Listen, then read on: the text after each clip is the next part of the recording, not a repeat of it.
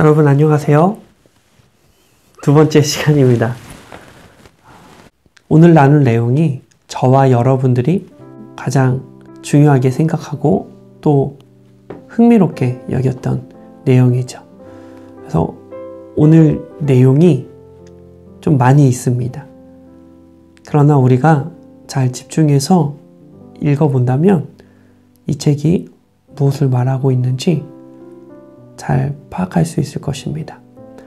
이 책은 크게 7장으로 구성이 되어 있는데요.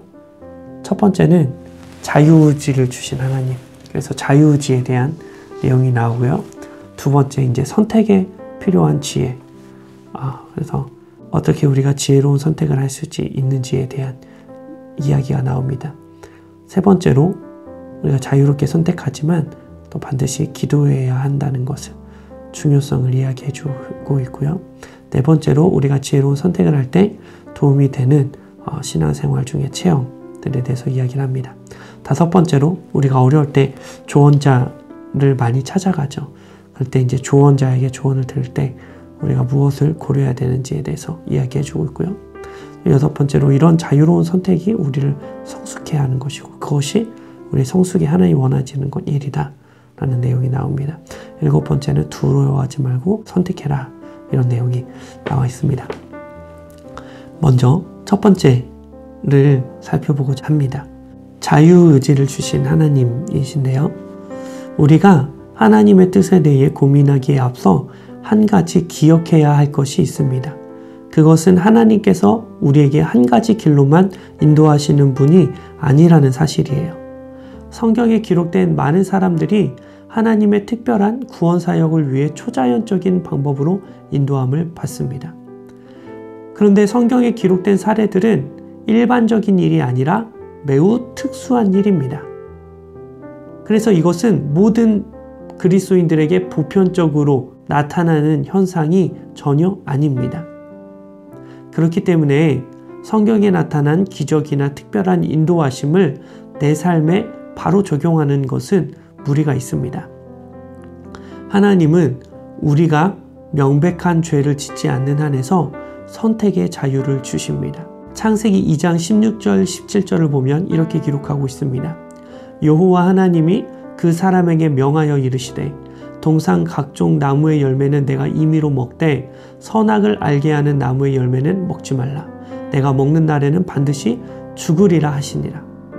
하나님께서는 아담에게 죄의 기준을 말씀해 주십니다. 그것을 넘어서지 않는 선에서는 아담은 자유로운 선택을 할 수 있게 된 것입니다. 이것을 하나님께서 인간에게 자유의지를 주셨다라고 표현을 합니다. 그러면 하나님께서는 어느 정도까지, 어느 범위까지 우리에게 자유의지를 허락해 주셨을까요? 사소한 일은 우리가 고민하지 않고 선택을 합니다.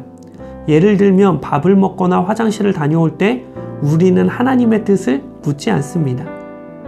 그러나 식당에 들어가서 우연한 계기로 동창생을 만나게 되고 연락을 주고받다가 결혼을 하게 된다면 그 식당에 들어간 일이 내 인생의 사소한 일이지만 그 사소한 일로 인해서 내 인생에 많은 영향력을 끼치게 되는 중요한 일이 됩니다. 그러면 하나님께서는 나에게 어느 범위까지 자유의지를 허락하셨냐 묻는다면 사소한 일부터 중요한 일까지 우리의 선택에 맡겨주셨다고 볼 수 있습니다. 사도행전 15장 이하를 보면 바울이 2차 전도 여행이 시작됩니다. 특별히 사도행전 15장 36절에서 바울은 이렇게 이야기합니다. 며칠 후 바울이 바나바더러 말하되 우리가 주의 말씀을 전한 각 성으로 다시 가서 형제들이 어떠한가 방문하자 하고 바울은 두 번째 전도 여행이 기도 중에 받은 하나님의 뜻이라고 말하지 않습니다.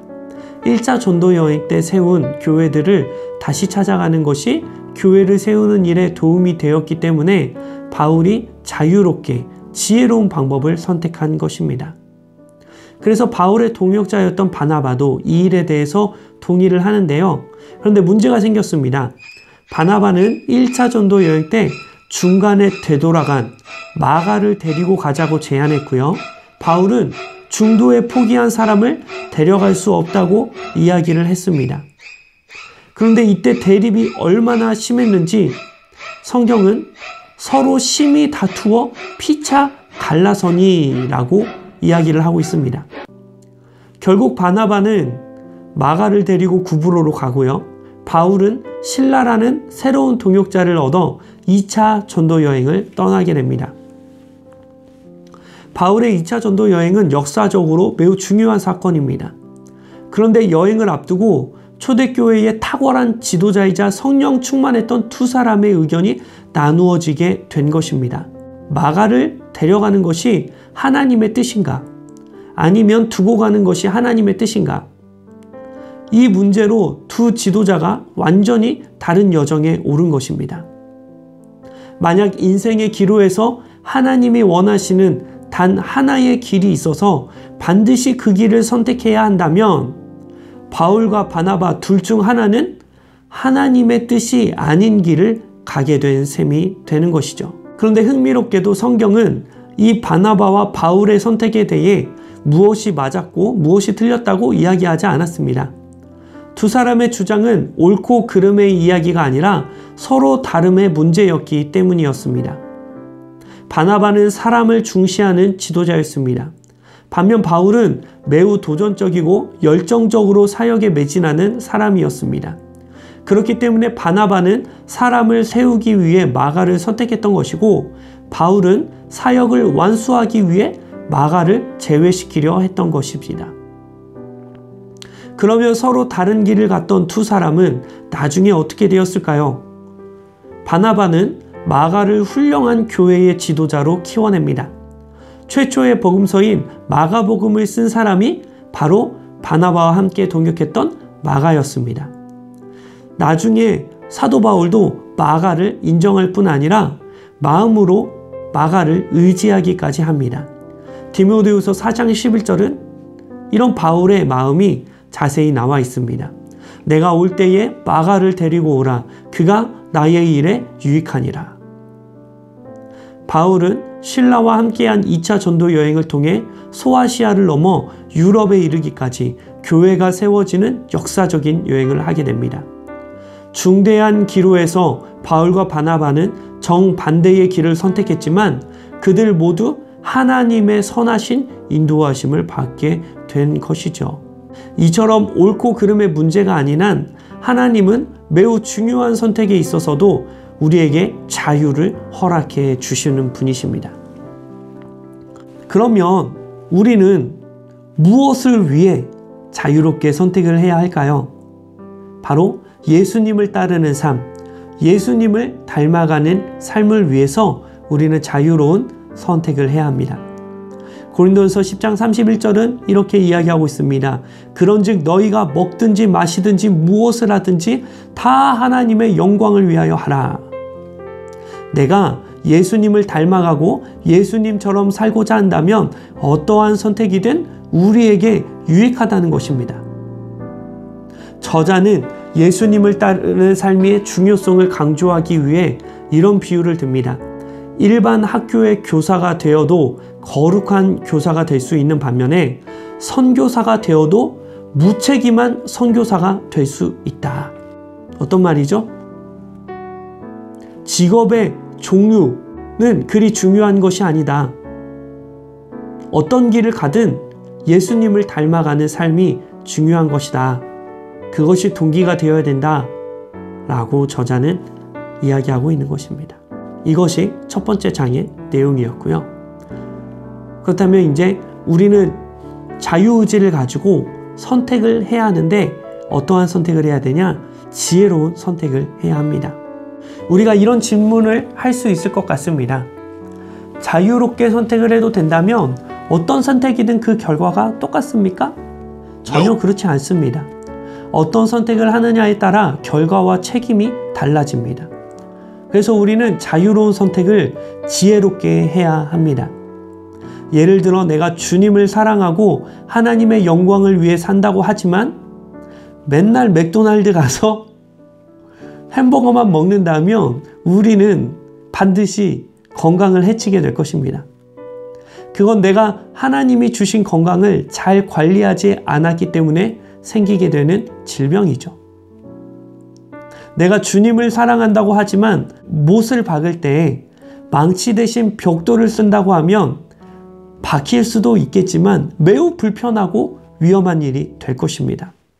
나에게 유익한 것, 내가 더 좋아하는 것, 내 성향에 더 잘 맞는 것, 용도에 더 적합한 것을 선택하는 것이 바로 삶의 지혜입니다. 그래서 지혜는 하루아침에 체득되어지는 것은 아니고요. 긴 시간을 통해 배우고 연마해야 하는 것입니다. 우리가 주님을 깊이 사랑할 뿐 아니라 이 세상에서 살아가는 지혜들을 잘 습득해야 합니다. 하나님께서 우리에게 맡겨주신 영역입니다. 우리가 이 사실을 직시해야 할 필요가 있습니다. 당연히 기도만 한다고 해서 지혜가 쌓이는 것은 결코 아닙니다. 그러면 우리는 지혜를 어떻게 쌓을 수 있을까요? 첫 번째로 성경이 가르치는 신앙과 삶의 원리들을 깊이 이해해야 합니다.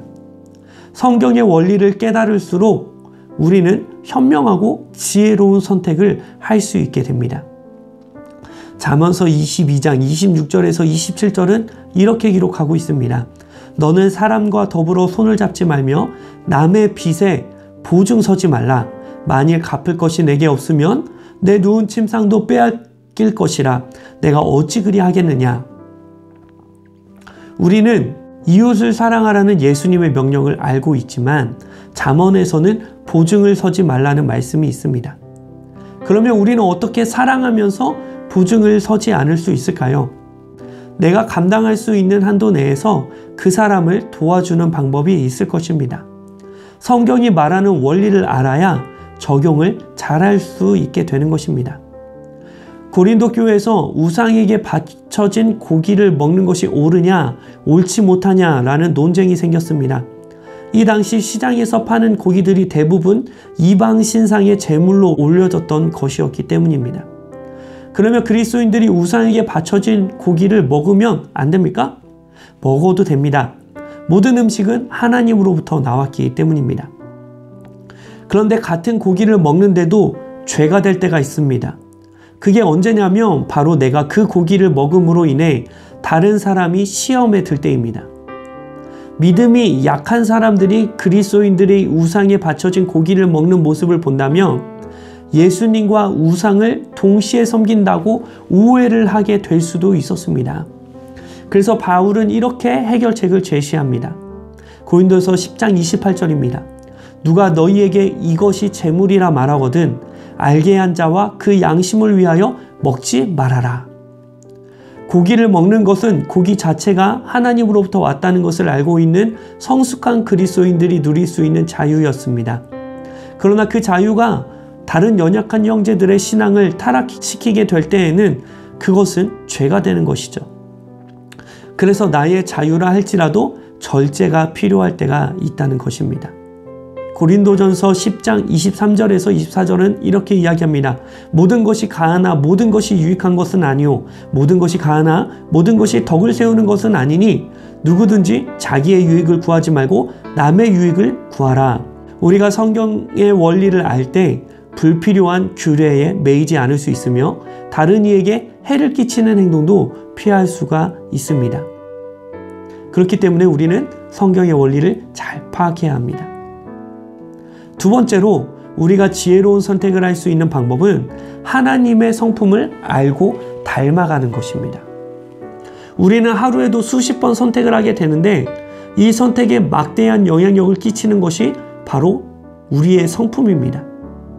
성격이 조급하고 경솔한 사람은 무슨 선택을 해도 조급하고 경솔하게 할 가능성이 높습니다. 매정한 사람은 매정한 선택을 하게 되고 다혈질인 사람은 충동적인 선택을 할 가능성이 높습니다. 그러므로 좋은 선택, 지혜로운 선택을 하려면 그에 걸맞는 성품과 인격을 갖추어야 합니다.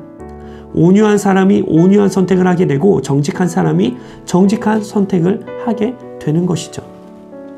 그래서 우리는 하나님의 성품을 닮아갈수록 하나님의 마음과 같은 선택을 하게 될 것입니다. 그러므로 우리는 하나님의 말씀이 내 삶에 이루어지도록 꾸준히 기도하고 실천해야 할 것입니다. 세 번째로 우리가 지혜로운 선택을 할 수 있는 방법은 나 자신과 다른 사람에 대해 잘 이해하는 것입니다. 먼저 내 성향이 어떠한지, 무엇을 좋아하고 무엇을 싫어하는지 잘 알아야 합니다. 하나님께서 주신 재능이 무엇인지 잘 파악해야 합니다. 혼자 있는 걸 좋아하는 사람이 서비스직을 선택한다면 정말 괴로울 것입니다. 글 쓰는 재능이 1도 없는데 작가가 되려 한다면 정말 어리석은 일이죠. 주변 사람들과 좋은 관계를 맺으려면 다른 사람의 생각이나 기분, 성향, 재능 등을 잘 파악할 수 있는 안목이 필요합니다. 그래서 다른 사람과 좋은 관계를 유지하려면 상대방에 대해 잘 이해하도록 힘쓰며 여러 시행착오도 겪어야 합니다. 네 번째로 우리가 좋은 선택을 하고자 한다면 세상이 돌아가는 원리와 흐름을 잘 알아야 합니다. 사업가가 가장 필요한 능력은 무엇입니까? 말씀을 잘 읽고 기도하는 능력입니까? 그건 사업이 아니라 모든 그리스도인들이 가져야 할 덕목입니다. 사업을 하고자 한다면 시장을 잘 분석하고 세상을 통찰하는 능력이 있어야 합니다. 사업은 기도 응답 받았다고 하는 것이 아닙니다. 회사를 그만둘 때는 기도하면서 하나님의 허락을 기다리는 것이 아니라 내 내면의 상태나 경제 상황, 주변 상황을 잘 파악해야 합니다. 이것이 지혜로운 선택을 하는 방법이죠. 세 번째로 우리가 자유로운 선택을 할 때 왜 기도를 해야 할까요? 하나님께서는 우리가 자유롭게 선택을 하도록 하셨지만 우리는 하나님께 선택을 놓고 기도해야 합니다. 왜냐하면 첫 번째로 우리는 영적으로 성장하는 과정에 있고 지혜가 늘 부족하기 때문에 그렇습니다. 선택을 놓고 하나님께 기도할 때 하나님께서는 우리에게 몰랐던 것을 깨닫게 하시거나 보지 못했던 것을 보게 하실 때가 있습니다. 이것이 하나님께서 우리에게 주시는 지혜이죠. 두 번째로 우리가 기도해야 하는 이유는 우리가 기도할 때 서로 지혜로운 길을 깨닫지 못한다 할지라도 하나님께서 우리를 강권하셔서 지혜로운 길로 인도하여 주실 수도 있기 때문에 그렇습니다. 그렇다고 해서 내 판단의 책임을 하나님께 떠넘겨 버리는 것은 적절하지 않죠. 우리는 우리의 책임을 다해서 선택을 해야 하지만 내 노력이 부족할 때라도 하나님께서 내가 알지 못하는 지혜로운 길로 나를 강권하여 이끌어 주시도록 기도해야 합니다. 출애굽기 13장 17절에 보면 이런 구절이 있습니다. 바로가 백성을 보낸 후에 블레셋 사람의 땅의 길은 가까울지라도 하나님이 그들을 그 길로 인도하지 아니하셨으니 이는 하나님이 말씀하시기를 이 백성이 전쟁을 하게 되면 마음을 돌이켜 애굽으로 돌아갈까 하셨습니다. 하나님께서는 이스라엘 백성의 영적인 상태가 시험에 빠질 수 있다고 판단하시고 블레셋 사람의 땅의 길을 통과하지 않고 돌아가는 길로 인도해 주셨습니다. 하나님께서는 이스라엘 백성의 영적인 상태를 고려하여 인도해 주신다는 것을 알 수 있는 부분이죠. 이렇게 하나님은 우리의 모든 것을 고려하여 인도하시기 때문에 우리는 그분의 뜻대로 인도함을 받도록 기도해야 합니다. 세 번째로 우리는 어떤 길을 선택하더라도 하나님의 보호하심이 필요하기 때문에 반드시 기도해야 합니다. 우리가 어떤 길을 선택하든 시험과 고난이 있을 수 있습니다. 그 길에서 모든 유혹을 이기고 승리하기 위해 우리는 기도를 해야 하는 것이죠.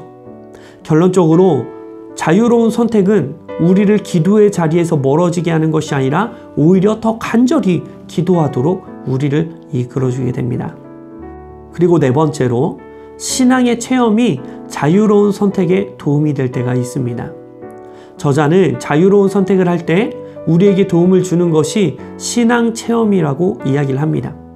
우리가 지난 1강에서 저자는 기도 중에 드는 감정이나 확신, 환경의 문이 열리는 것으로는 하나님의 뜻을 100% 분별할 수 없다, 확신할 수 없다라고 이야기합니다. 그러나 우리가 하나님 안에서 지혜로운 선택을 할 때, 자유로운 선택을 할 때 신앙생활의 체험은 도움이 된다라고 이야기합니다.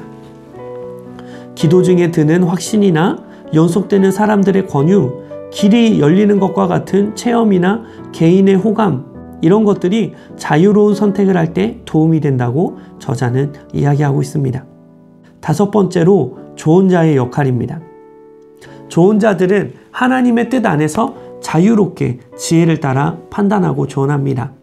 다양한 사람들이 자신의 성향에 따라 조언을 할 때가 있습니다. 도전을 좋아하는 선배는 언제나 떠나라고 이야기합니다. 인내하며 머무르고 안정감 있는 것을 좋아하는 선배들은 기다리라고 이야기할 수 있죠. 자유분방한 선배들은 네 마음대로 해라 라고 조언을 하기도 합니다. 사람과 상황을 판단하는 눈은 그 자신의 성향에 깊은 영향을 받게 됩니다. 그래서 우리가 조언을 구할 때 그 사람들의 조언이 다 맞을 것이라고 생각하는 것은 지혜로운 태도가 아닙니다. 성경의 원리는 잘 배우되 사람과 상황에 대한 판단의 영역은 조언자의 성향을 고려하여 참고해야 합니다.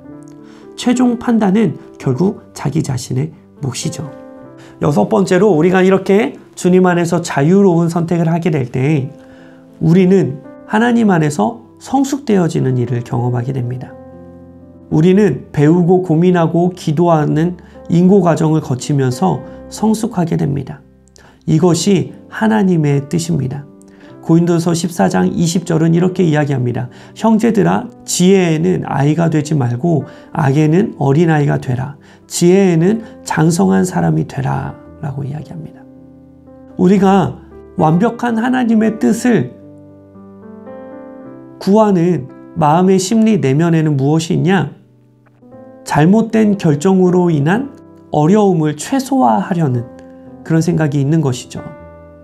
그러나 시행착오를 두려워하지 말고 우리는 하나님을 신뢰하는 마음으로 자유로운 선택을 할 필요가 있습니다.